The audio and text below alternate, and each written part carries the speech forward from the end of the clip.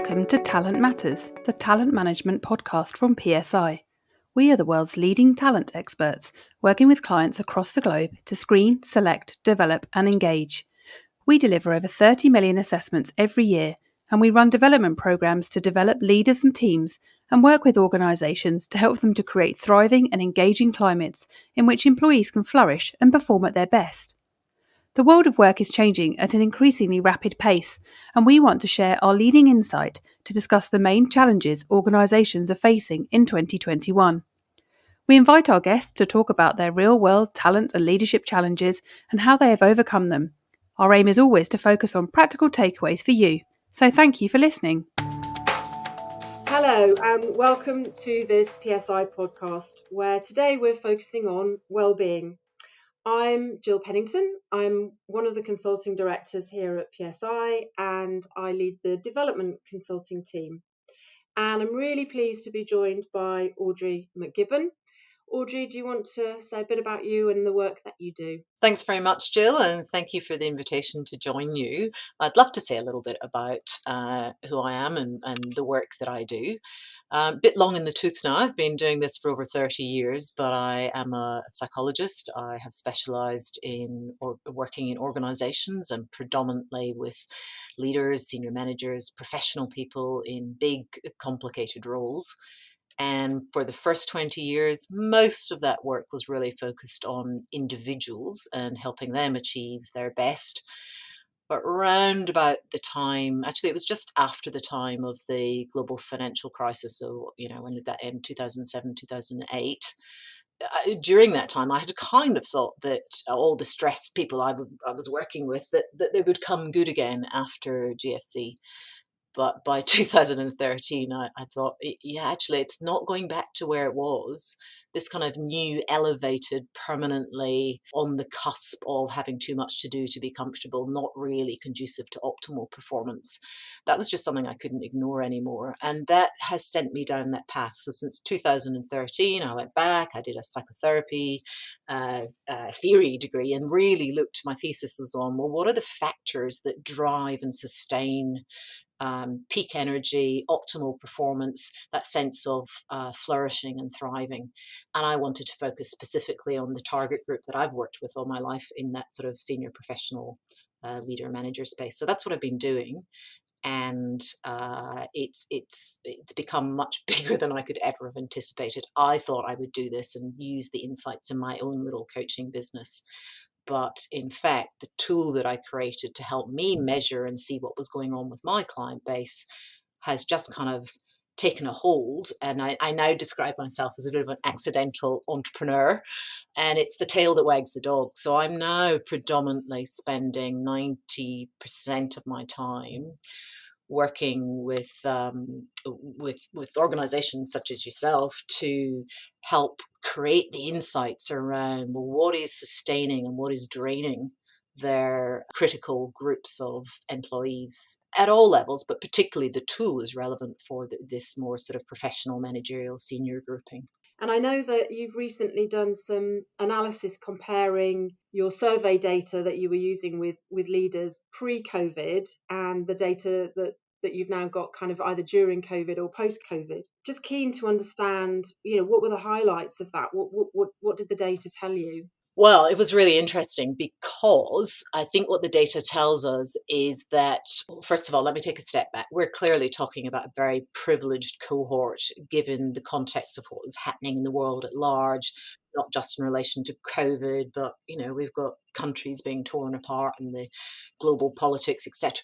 Everything, there's so many other groups of people for whom you could measure and describe and talk about their well-being in different ways. So very important context here that we're dealing with a group of employed adults who are in comparatively stable incomes and environments. With that as the caveat, what we have identified is that there are 6 core factors that drive and sustain or provide what in the the psychologist language, Jill, it's about the protective factors trying to really build up your resources in those protective factor places, and then minimize the risks, the risk factors, the demands, the challenges that kind of tend to deplete us. And those 6 things are, they include resilience, but you can be highly resilient and not necessarily thriving. You're coping, you've got lots of grit and perseverance and stamina. That's great. But does that mean that you are flourishing? You're performing and feeling at your best, utilizing all your strengths? Yeah, no, maybe not. So it's not just about resilience, and neither is the kind of the wellbeing research telling us that it's about your physical health. You do have to be kind of relatively fit to lead well, with great energy and be well slept, and you look after those things. But you can have resilience and good physical health, but we need other stuff. And predominantly this group of people will feel and be at their best when they've got very high levels of meaning and purpose, a real sense that their work is fulfilling. In addition to the meaning, purpose, and direction, it's about the sense of camaraderie, the sense of feeling needed, wanted, respected, being part of something that you feel you belong to. And it's around being able to have a role that is challenging but not overwhelming in terms of the volume of stuff that's coming at us. So we look at people's intellectual engagement, the extent to which they're able to be in flow in their work, and yet also have some boundaries so that they don't become only their big jobs. Who else are you apart from this professional? So that's all the stuff that we look at in the workplace. And then outside of work, we look at those same dimensions, but clearly they show up differently. It's not about, are you, do you have a sense of belonging with your team? It goes deeper. What's the love, the affection, the reciprocity of connection and emotional safety that you have with your loved ones and your family? How do you fit all of the other aspects of, whether it's being a wife, a mother, a daughter, a sister, a friend, all of those things that make up our whole identity. And that's a really important thing about wellbeing, that whole of who you are. Now, you asked me about the COVID stuff. Yeah. So if those are the things that we're generally looking for, what we've found, and this is on a big sample size, this is specifically looking at leaders and professionals, comparing over 3,000 people in a sample before and in the lead up to COVID. And then from March 2020 through until, I think we cut the data at about end of June 2021. So my maths is bad. I think that's about 15 months worth. So we've looked at what's happened there. And of the 6 factors that contribute positively to well-being in the workplace, 4 of them have diminished in statistically significant manner since the onset of COVID. And from an outside of work perspective, the contrasting picture is that most of that has stayed stable. There's been a lovely upside and a bonus in some places, and I'll reveal that secret in a moment. But the one area that has been eroded, which confirms what we're sensing, is the erosion of the boundaries, the blurring between our work selves and our non-work selves. Pretty big gender implications there, but we might touch on that another time. Interesting. Yeah. So you're going to share the secret with us? Yeah, okay. So the pandemic, for the groups of people that we're talking about, has delivered an upside, and that upside is primarily in relation to physical health. The fact that you're not hopping on and off airplanes, traveling and commuting as much as you were, you're perhaps not having the same access to cafes and restaurants and food courts at lunchtime. There is an opportunity, I think, for people to have done a little bit of a reset button. And I think in the early months of COVID, the data would show that we did all, or not all of us, but some of us went a little bit nuts. But there has been maybe a bit of application of executive discipline, but there's been a real kind of working on ourselves. And I can get pretty specific. We are reporting that we're getting more sleep, we are eating better, we're much more committed to getting enough exercise for the right types of exercise for our body type. So quite specific there about a bit of looking after ourselves. I get that, actually. I mean, I am actually sat here with something quite smart on at the top, but I've got my running trousers on the bottom because just personally speaking, I found working at home gives me more flexibility. I can go for my run, when suits me in terms of my diary, rather than trying to squeeze it in at the end of the day or at the beginning of the day, which often got compressed by work or travel. And it's an interesting point of contrast, because the information about general health across the population and the impact of pandemic is that physical health has become worse. Weight management issues have become worse. Yeah. Drug and alcohol consumption has become worse. The data that I have for our leadership group is that no, that's not the trend. Now, of course, we're talking averages, and individual differences always Yeah. trump averages, but by and large, that's coming through. So you've got that health stuff, but there was also another really kind of upside, not at that whole level of a whole chunk of things, but there's definitely been a stronger connection, reconnecting with our loved ones. There's more about, we feel key relationships in our lives have improved. We're better at raising our feelings and concerns more openly with our loved ones than we were. We feel we're more fully present. Now there's a catch to all of reconnecting.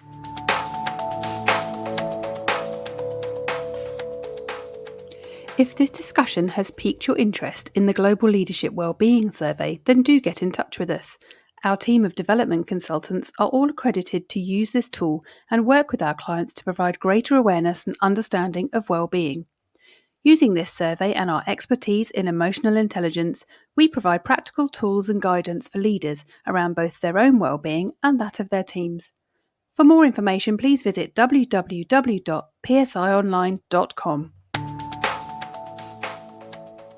So I don't want to bring the mood down, but I'm just wondering which aspects in the survey maybe have been negatively impacted. Was the things that went down in terms of? Yeah, that there were definitely. So the stuff that was impacted most negatively was on the work side, but I'll square off, in terms of all those lovely things that were happening in our non-work related aspects. The outside of work stuff came down by 21% in other areas.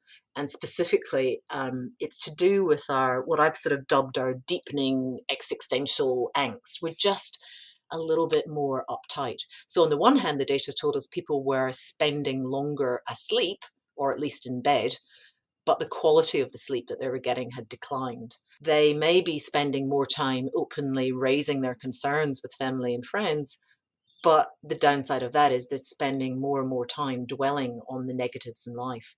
And what I can also see is that the longer the pandemic goes on, so we compare the first half versus the second half of the 15-month period, the longer it goes on, the lower the mood is becoming. People are feeling less happy about themselves and how their life is going, feelings around just wanting to avoid confronting the big problems. So we're focusing on the narky little things that are annoying us, and just trying to tune out to that big picture. So it's kind of a restless, we're a bit more troubled.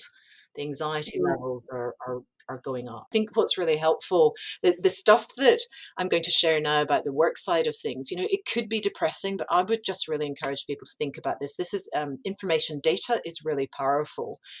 And I think it is important to understand that big picture, that it's not all been bad, but where I was really taken aback is that of the 66 questions that we ask about work-related aspects specifically, 40% of those have declined in a statistically significant way since the onset of COVID. And the point I'd make there is it's not like we were all coming into COVID with, ebullient, overflowing fuel tanks filled to the brim with zippity-doo energy. It was a pretty tiring decade. People were tired pre-COVID, weren't they? Certainly a lot of our clients that we were working with were tired. And so there were 26 factors came down, and they cluster into there's a physical tiredness, a mentally sort of spent, cognitively drained piece, and then an emotional wobbliness. There is quite a lot of specific stuff underneath those, but they directly correlate to the three factors that underpin burnout. And then there's this fourth piece that came through, which I sort of think, is that the consequence of being mentally drained and physically exhausted and emotionally wobbly? But the fourth piece is how people are feeling about the stuff that once used to give them the protective factors. So the meaning and purpose that I was talking about, the fulfillment work, the sense of doing something that was really meaningful and they feel respected and needed, those things are declining significantly. I guess when we spend so much time away and we're disrupted so much, that high achievers and people who are accustomed to having, if, and I say this in the nicest possible way, but having their egos fed and being validated because you're in an environment with people, seeing people, you it doesn't take much for that to become self-doubt and to start to think, oh God, I wonder if I'm as good. So we're seeing the elevation in the anxieties and some insecurities. And we're also seeing, oh, that big job that I used to think I really, really loved, I'm not so sure it's quite what it was cracked up to be. And so what concerns me is that we've got lots of organizations talking about this as a well-being challenge, but I actually think it goes further into, potential talent management. What's your talent pipeline? If our senior leaders are saying, Well, yeah. I mean, there's a lot of talk about the Great Resignation, isn't there? And people just generally feeling unsettled in their careers and reevaluating. I'm really fascinated by the whole meaning and purpose angle that I know is part of your framework, because there's something intuitive in how I think about it, which is if people are dispersed and working at home and just not coming into the office, where often there's kind of, the symbols and artifacts that remind you of the purpose and the meaning of the company you work for or the organization you work for. Have people lost that sense of belonging to something? And we're all here, the campfire, that we're all warming our hands around. I do sense that overall that's people have lost that. Maybe they've got that more in their personal life, but in their working life, that sense of organizational purpose has been lost, probably for several reasons, but interesting to hear that has gone down. and I think it's all of those things, and I think it's coinciding with people being prompted to consider more deeply what they're doing with their life as a whole. There's a particular cohort of senior working men who are or did before we've gone back into lockdown again over here in Australia, but upon the return to the workplace, their distress at having realized what they potentially had been sacrificing. Now, so there's a bit of empathy there around. Now they're getting a bit of what we always used to refer to as the mother's guilt and those distress levels, and they're experiencing. And I think that's contributing to the kind of, do I really want to do this? Is it as good as it meant? And Yeah. and am I as good as I thought I was? Because actually, I don't know that people are feeling that I was quite the hotshot that I was, or quite as good. And that's just because we're not getting the validation. I wonder what this means for organisations, Audrey. They've got a lot of organisations are kind of resetting. People are coming back into work. I know not for you in Australia, but I just wonder, what do organisations need to do? Because we need people to be well and thriving and full of vim and vigor, don't we? As we kind of recover from the pandemic. I'm really interested to hear your views around what can organisations do to help, or to make people help people be well as they come back to work.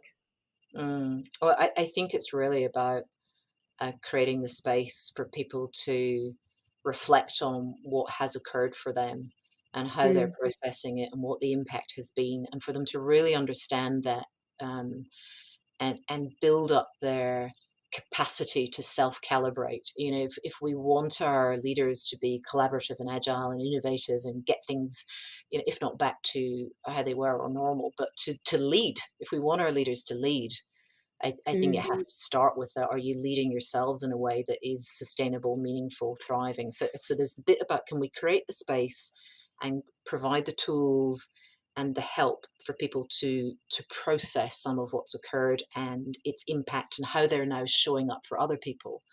If you're leading a big team of people and you yourself are wobbly and tired and exhausted and not sure that that aligned anymore, then what's the impact on the people that you're trying to lead from? And yet your people don't want to see unrealistic optimism. There's this notion of bounded optimism, but how do you show up for others? So create the space, let them reflect, and then the power in looking at the aggregated data in an organization is really, obviously I've been doing it at massive cohort level, but if you're working with an intact team, or over time, if maybe you're sort of collecting the data on leadership programs, or even just in a series of sort of one-to-one coaching type relationships, but when you get that data, that's then really helpful to feed into more of the psychosocial systemic piece. So individuals can only do so much, Jill. It's absolutely. Yeah, it's tricky. I mean, the leaders are sort of part of the problem, part of the solution, but you've got to be able and have the capacity to want to change and rewire the organization. And you can't really do that if you're depleted yourself. Fascinating. And I can see, actually, I mean, I could always see a real use for the framework and the survey, but even more now, actually, as you say, a chance for people to complete the survey and then reflect on the data individually, but also as you say, to look at the whole system in terms of the organizational data. You can see it would be hugely valuable for organizations and individual leaders and teams to do. It seems like a lifetime ago, Jill, when I was in London with you and your fantastic team, and to know that you've got that sort of capacity and talent sitting there. You were early adopters. You saw this coming. You definitely didn't see the pandemic. I don't think anybody did. Wellbeing was already elevated for those of us working in this leadership space and that intersection between leadership, performance, and organizational culture. And it now is our time to be doing this sort of stuff, I hope. So Audrey, thank you very much on that note. Let's close this podcast. Thank you very much, and look forward to speaking to you again. Oh, thanks so much for having me, Jill. I feel like I've just chewed your ear off, but as you can tell, I'm pretty passionate about it. If you would like to hear more about the solutions discussed in today's podcast, or you would like to join a future podcast discussion, please visit psionline.com/talent. Thank you for listening.